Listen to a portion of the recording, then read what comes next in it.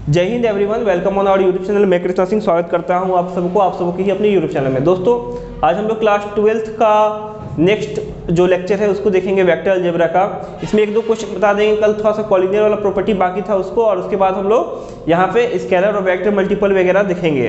तो चलिए हम लोग वीडियो को शुरू करते हैं। तो सबसे पहले अगर हम लोग बात कर लेते हैं कि कॉलिनियर का प्रॉपर्टी क्या होता है, ध्यान दो इधर ध्यान दो। कॉलिनियर कब होगा कोई भी लाइन या कोई भी दो पॉइंट कब कॉलिनियर होगा, जब वेक्टर बी जो होगा वो बराबर होगा लेमडा ए वेक्टर के। इस पे क्वेश्चन बताते हैं तो ज़्यादा अच्छा समझ में आएगा। एक एनसीईआरटी का एक्सरसाइज 10.2 का क्वेश्चन नंबर 10, एक्सरसाइज 10.2 का क्वेश्चन नंबर 10 इसी पे बेसिस है। हम लोग को शो करना है, दो वेक्टर दिया है। एक वेक्टर ए दिया है 2i - 3j + 4k, और एक वेक्टर बी दिया हुआ है हम लोगों का -4i + 6j - 8k, और इसको हम लोग को कॉलिनियर प्रूफ करना है कि ये कॉलिनियर है, ये प्रूफ करना है। तो इसको कॉलिनियर हम लोग कैसे प्रूफ करेंगे ये देखिए आप लोग। तो इसको कॉलिनियर प्रूफ करने के लिए हम लोग क्या करेंगे कि सबसे पहले बी वेक्टर लिख लेंगे। बी वेक्टर इक्वल टू हम लोग को लेमडा ए वेक्टर लाना है, यही लाना है ना हम लोग को। तो बी कितना है हम लोग का -4i + 6j - 8k, ठीक है। इसमें से अगर हम लोग 2 कॉमन कर सकते हैं ना, -2, तो -2 कॉमन कर लेते हैं तो कितना बचेगा, +2i - 3j और +4k, यही ना बचेगा, ठीक है। अब ये देखो तो इसका मतलब क्या है, बी है ना, बी है वेक्टर बी यही ना है, -2। इसका मतलब क्या, वेक्टर ए है, देखो तो वेक्टर ए वेक्टर। तो अब ये आ गया, देखो तो वेक्टर बी बराबर लेमडा ए वेक्टर के फॉर्म में आ गया। लेमडा जो होगा यहाँ पे, जो लेमडा है वो कोई भी हम लोग का हो सकता है ना, एनी इंटीजर हो सकता है, इंटीजर हो या फिर साथ में हम लोग कोई भी मतलब नंबर हो, इंटीजर के अलावा भी हो सकता है, फ्रैक्शन भी होगा तो भी चलेगा। तो ये इस फॉर्म में है ना, देयरफॉर इट इज कोलिनियर। समझ में आया? बहुत आसान है। वेक्टर जो है, वेक्टर अलजेब्रा बहुत आसान टॉपिक है। अब हम लोग पढ़ रहे हैं प्रोडक्ट ऑफ वेक्टर कि वेक्टर में मल्टीप्लाई कैसे करते हैं, प्रोडक्ट ऑफ वेक्टर। तो दो टाइप का प्रोडक्ट होता है हम लोग का वेक्टर का। वेक्टर में दो टाइप का मल्टीप्लिकेशन होता है। अगर 11th क्लास में अगर तुम लोग फिजिक्स पढ़े होगे तो उसमें भी पता होगा, डॉट प्रोडक्ट एक होता है और एक हम लोग का होता है क्रॉस प्रोडक्ट। डॉट प्रोडक्ट में ऐसे बीच में से डॉट करते हैं। फॉर एग्जांपल ये दो वेक्टर है ए और बी, तो ए डॉट बी ऐसे लिखते हैं, ठीक है। क्रॉस प्रोडक्ट में क्या होता है, एग्जांपल इसमें होता है हम लोगों का ए क्रॉस बी, इस तरीका से होता है, ठीक है। उसके बाद जो डॉट प्रोडक्ट होता है, इसी को हम लोग स्केलर मल्टीपल और वेक्टर भी बोलते हैं। स्केलर मल्टीपल, स्केलर प्रोडक्ट भी बोलते हैं, उतना लंबा लिखने से अच्छा स्केलर प्रोडक्ट बोलते हैं इसको ही, ठीक है। इसी का नाम है ना, डॉट प्रोडक्ट का ही नाम है स्केलर प्रोडक्ट, और क्रॉस प्रोडक्ट का ही नाम है हम लोग का वेक्टर प्रोडक्ट या वेक्टर मल्टीपल भी इसको बोल सकते हैं, ठीक है, इस तरीका से। तो आज हम लोग डॉट देखेंगे, कल हम लोग क्रॉस देखेंगे, ठीक है। कि प्रोडक्ट ऑफ वेक्टर जो होता है दो टाइप का होता है, एक डॉट प्रोडक्ट, एक क्रॉस प्रोडक्ट। डॉट प्रोडक्ट में बीच में हम लोग डॉट का यूज करते हैं इस तरीका से, और क्रॉस में हम लोग क्रॉस साइन का यूज करते हैं ना। चलो अब इसका हम लोग फॉर्मूला वगैरह पे आ जाते हैं, इसका फॉर्मूला। तो सबसे पहले अगर ए डॉट बी अगर हम लोग को निकालना होगा, यानी vector A dot B scalar में, तो हम लोग का ये होगा मॉड ए, इसका फॉर्मूला होता है mod A into mod B into ये कॉस थीटा। इसको हम लोग प्रूफ भी कर सकते हैं, लेकिन कोई ज़रूरी नहीं है अभी प्रूफ करने का, भी जल्दी से सिलेबस खत्म करने का जरूरी है, इसीलिए इसको प्रूफ नहीं करेंगे। इसको प्रूफ भी कर सकते हैं। ये होता है, हाँ ना, वो सब नहीं आता है। ये होता है ए डॉट बी होता है mod A into mod B into cos theta ना, ठीक है, यही होता है। अब इसी से एक और फॉर्मूला हम लोग को निकल जाएगा, कॉस थीटा निकालने के लिए बोल देगा। तो कॉस थीटा नहीं निकाल लेंगे, कैसे निकलेगा, vector A dot vector B by mod A into mod B, ठीक है। ये सब नहीं लिखो, ज़्यादा अच्छा लगेगा, ठीक है। ये हो गया। कॉस्ट, देखो एग्जाम में हमेशा कर देगा कि 2 वेक्टर दे देगा, ये मॉड ए मॉड बी दे देगा, कॉस थीटा दे देगा, बोलेगा कि ए डॉट बी निकालो, ठीक है, या फिर कॉस थीटा निकालने के लिए कहेगा, ठीक है। चलो अब एक चीज याद रखना कि वेक्टर में कुछ कुछ टर्म को याद रखना है, कुछ कुछ हम लोग को प्रॉपर्टी को याद रखना है। वो क्या प्रॉपर्टी है ये देखो, जैसे 2 पैरेलल वेक्टर है, ये प्रॉपर्टी में आ जाता है ना, इसको हम लिख देते हैं ऐसे करके, जैसे 2 पैरेलल वेक्टर है, जब 2 पैरेलल वेक्टर रहेगा तो बीच का एंगल जो होगा वो कितना बनेगा, 0 डिग्री बनेगा। जब 2 पैरेलल वेक्टर रहेगा तो उनके बीच का एंगल जो होगा वो पीछे बढ़ जाएगा। जैसे मान लो 2 वेक्टर a इंटू ए ही रहेगा, इसे ये भी वेक्टर a है और ये भी वेक्टर a है, ठीक है, ये भी वेक्टर a है, ये भी वेक्टर a है, तो हम लोग a वेक्टर मॉड a निकालेंगे, तो यहाँ भी मॉड a और यहाँ भी मॉड a होगा ना, इंटू कॉस 0, और कॉस 0 का वैल्यू कितना होता है 1, तो यहाँ पे क्या हो जाएगा, ये वाला हो जाएगा मॉड a का होल स्क्वायर, ही ना होगा, ये तो 1 हो गया। इसी प्रॉपर्टी पे होगा, इसी प्रॉपर्टी पे बेस्ड है कि अगर i इंटू आई करोगे तो 0 होगा, j इंटू जे करोगे 0 करे 1 होगा ना, 1, और j इंटू जे भी करोगे तो 1, और k इंटू के करोगे तो भी 1 होगा। डॉट में ना, ये डॉट में, क्रॉस में चेंज हो जाएगा, डॉट में ऐसा होता है। अब लेकिन 2 परपेंडिकुलर वेक्टर है, 2 परपेंडिकुलर वेक्टर, 2 परपेंडिकुलर डिकुलर वेक्टर, 2 परपेंडिकुलर वेक्टर है, वेक्टर जब परपेंडिकुलर है, जैसे एक वेक्टर a है और एक वेक्टर b है, ऐसे वेक्टर b है, परपेंडिकुलर है एक दूसरे के, परपेंडिकुलर है ना, तो ये एंगल कितना बनाएगा, 90 डिग्री बनाएगा। तो जब परपेंडिकुलर वेक्टर का एक और नाम है, इसी वेक्टर को हम लोग बोलते हैं ऑर्थोगोनल वेक्टर। इसका नाम एग्जाम में पूछ देता है कि व्हाट इज ऑर्थोगोनल वेक्टर, तो 2 perpendicular vector is also known as orthogonal vector. जब 2 परपेंडिकुलर वेक्टर होता है तो उसको ऑर्थोगोनल वेक्टर के नाम से भी हम लोग जानते हैं। इसका कंडीशन क्या है, जब इसको निकालेंगे, जब जैसे वेक्टर a इसी का है ना, ये जब तक स्टार चेंज नहीं करेंगे तो मत समझना कि चेंज हुआ है। तो vector a into vector b जब करेंगे, vector a into vector b करेंगे तो mod a into mod b और कॉस 90 होगा ना, और कॉस 90 का वैल्यू कितना होता है, 0 होता है, तो पूरा का पूरा 0 होगा। तो जब भी 2 परपेंडिकुलर वेक्टर को मल्टीप्लाई करेंगे तो हमेशा क्या होगा, 0 होगा ना, यानी कि i इंटू जे करोगे तो 0 होगा, j इंटू के, क्योंकि i j के जो होता है परपेंडिकुलर होता है ना एक दूसरे के, म्यूचुअली परपेंडिकुलर, कल बताए थे ना, यही ना होता है i j के, म्यूचुअली परपेंडिकुलर होता है। तो j इंटू के करोगे तो 0 होगा, और k इंटू आई करोगे तो भी 0 होगा। समझ में आया? जब तो आपकी थीटा 90 परपेंडिकुलर का मतलब 90 डिग्री ही ना होता है, हाँ, तो cos 90 का मतलब 0, पूरा 0 हो जाएगा।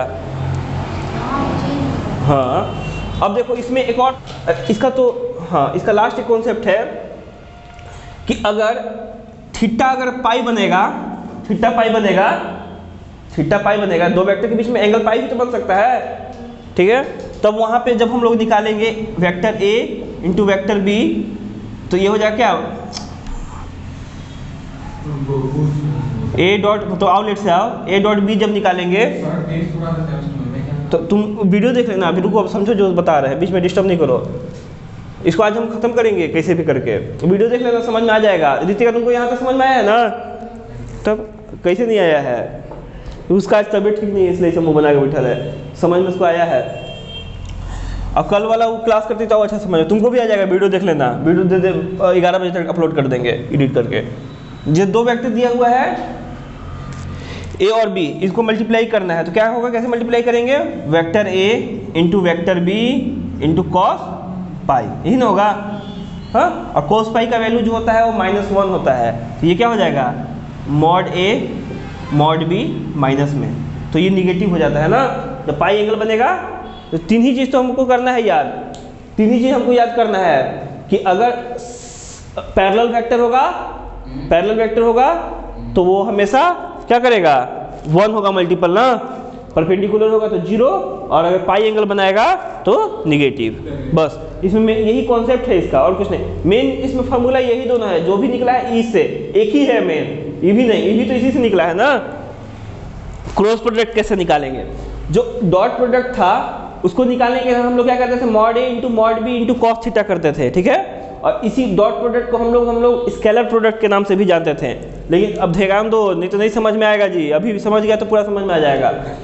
तो अब ये जो क्रॉस प्रोडक्ट हम लोग करेंगे तो इसको ऐसे करते हैं, cross product A cross B ऐसे करते हैं। तो इसका फॉर्मूला होता है mod A into mod B into sine theta, वहाँ कॉस थीटा आता था, यहाँ साइन थीटा, और साथ में एक एन कैप आता है।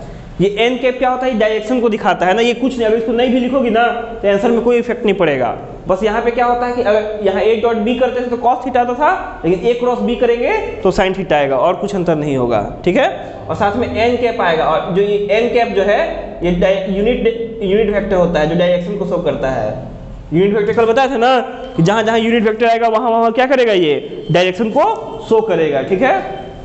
ये चीज़ समझ में आया ना कि ये कैसे हुआ, ये चीज़ तो समझ में आया होगा।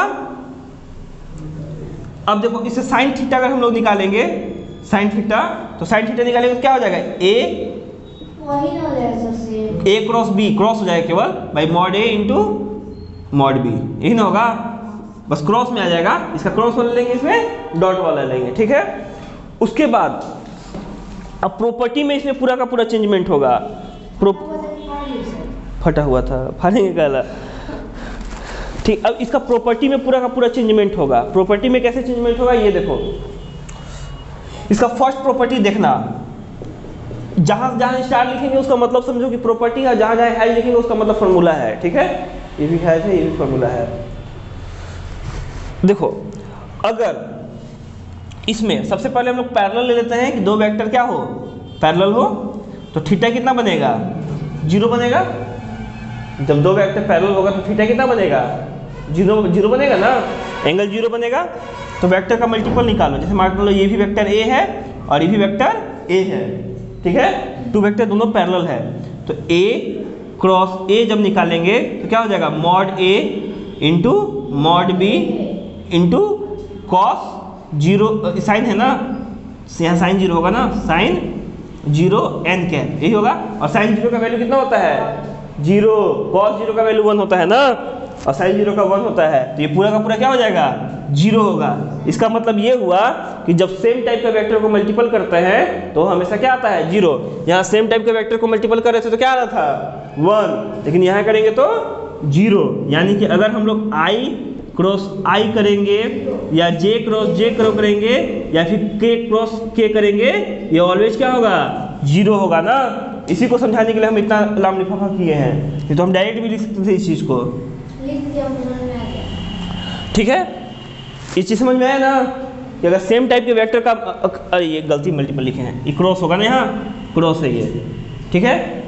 अगर सेम टाइप के वेक्टर का क्रॉस मल्टीपल करेंगे तो 0 आएगा, लेकिन वही सेम टाइप के वेक्टर का अगर हम लोग डॉट मल्टीपल करेंगे तो हमेशा 1 आएगा, ये याद रखना है।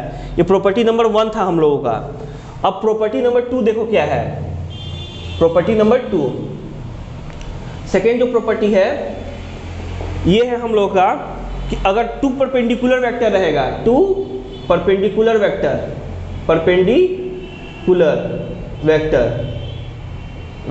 इसको डायरेक्ट लिख दे,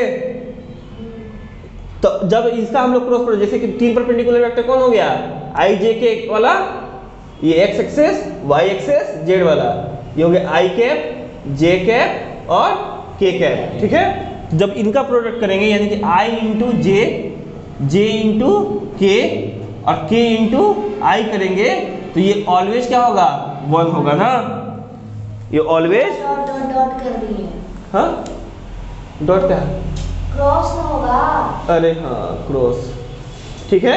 ये ऑलवेज क्या होगा, 1 होगा। वहां पे जो था अलग अलग का जो म्यूचुअली परपेंडिकुलर वेक्टर था उसका क्या हो रहा था, उसका वहां पे 1 हो रहा था, और यहाँ पे क्या हो रहा है, उसका 0 हो रहा है ना, ठीक है।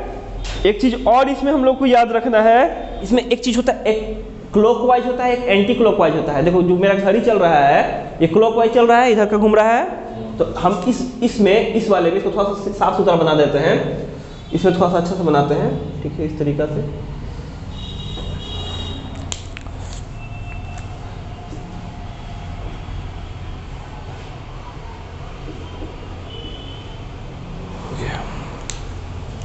ये हो गया I cap J cap K cap, ठीक है, X axis Y axis, Z axis, ठीक है।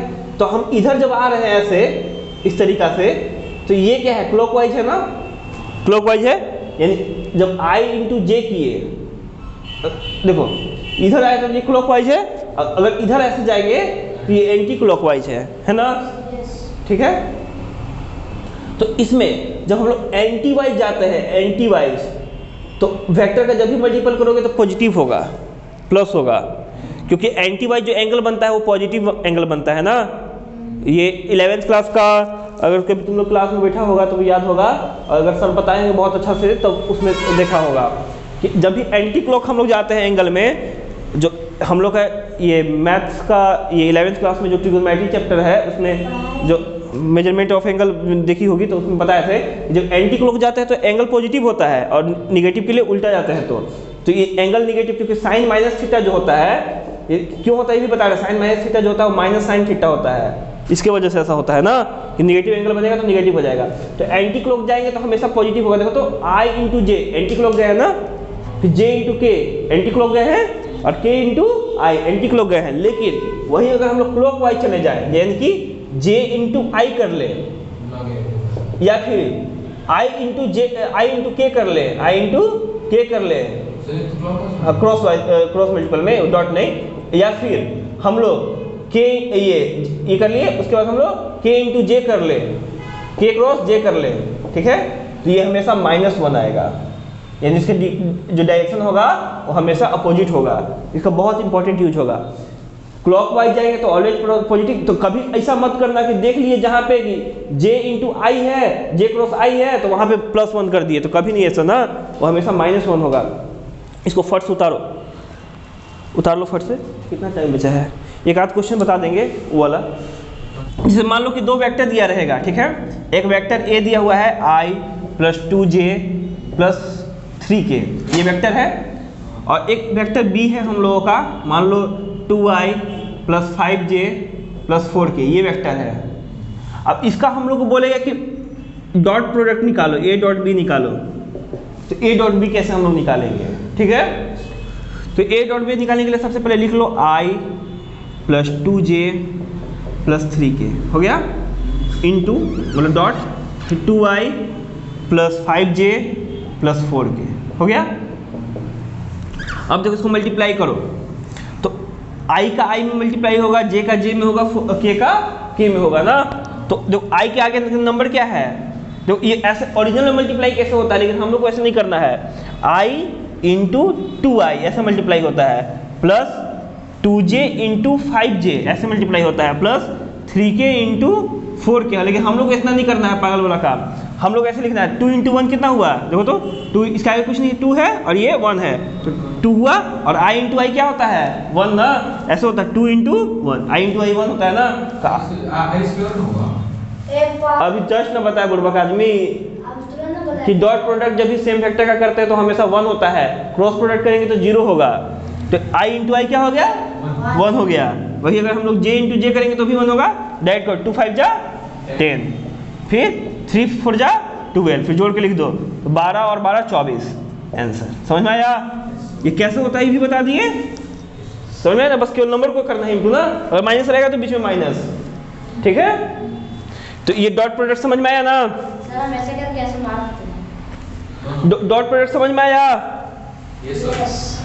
चलो अब इस पे एक क्रॉस प्रोडक्ट भी बता देते हैं, जैसे एक एंगल निकालने के लिए भी आएगा, इस पे एक एंगल वाला भी क्वेश्चन दे देते हैं। जैसे इसी का कहेगा कि निकालो, कि इसी क्वेश्चन में बोलेगा कि थीटा इक्वल टू क्या होगा, ये क्वेश्चन पूछ देगा कि एंगल निकालो क्या होगा। इसी क्वेश्चन में एंगल निकालने के लिए कहेगा, तो एंगल निकालने का फॉर्मूला क्या होता है, cos थीटा इक्वल टू होता है a dot b by mod a into mod b, यही फॉर्मूला होता है, ठीक है। तो a डॉट b तो हम लोग निकाल लिए हैं, मॉड a और मॉड b भी चाहिए हम लोग को, हाँ। तो मॉड a निकाल लो, तो मॉड a इक्वल टू कितना हो जाएगा, √1 का स्क्वायर प्लस 2 का स्क्वायर प्लस 3 का स्क्वायर, कल बता से निकाल लेना। तो 4 + 9 4 9 13,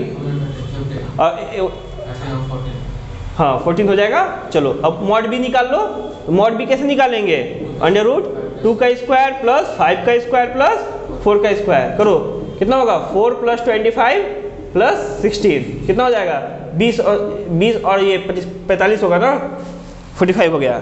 हाँ, अब cos थीटा निकालना है तो a डॉट b कितना है 24, मॉड a कितना है, हाँ √14, और ये कितना है √45, ठीक है। तो cos थीटा इक्वल टू हो जाएगा, देखो हम अपने से क्वेश्चन लिए हैं ना, इसलिए इस टाइप का आया है। तुम जो बनाओगे किसी का 1/2 आ जाएगा, किसी का मतलब वैसा आएगा जिसका वैल्यू निकल जाए डायरेक्ट ना, हम खुद से लिए इसलिए इतना लंबा गया है, मतलब ये अजीब आया है ना। तो ये हो गया 24 और इसको अंडर मल्टीप्लाई करो 14 × 45 जो भी होगा, थीटा इक्वल टू निकालना। जब इस टाइप से तुम्हारा क्वेश्चन भी एग्जाम में आ सकता है जिसका डायरेक्ट प्रिंसिपल वैल्यू नहीं हो, जिसका प्रिंसिपल वैल्यू नहीं हो, तो डायरेक्ट जब थीटा निकालना तो थीटा छोड़ दो, कॉस को उधर भेज दो, कॉस इनवर्स इसको मल्टीप्लाई कर लेना जो होगा 24 और इसमें जो भी आंसर आएगा मल्टीप्लाई करके, ठीक है। यही हो गया आंसर। खत्म कर दिया सब। उसे छोड़ना, ये जल जाएगा वो, ये जला ना तो तुमसे हम दंड ले लेंगे। पट खाली यही बता। सस्ता नहीं रहता है, महंगा रहता है। हाँ इतना ही कारपेट जो होगा वो आपका शादी में फ्री में लगवा देगा। देखो यहाँ इस चीज समझ में आया ना, इस टाइप का ही क्वेश्चन इसमें आता है, ठीक है। डॉट प्रोडक्ट निकालने के लिए, और कभी क्या कर देगा ना कि तुम्हारा आसान कर देगा, मॉड ए मॉड बी दे देगा, एंगल दे देगा, तब तो डायरेक्ट निकाल लोगे फॉर्मूला से ना। हाँ चलो इसको कर लो जो करना है जल्दी से, उसमें एक क्रॉस वाला भी बता देते हैं।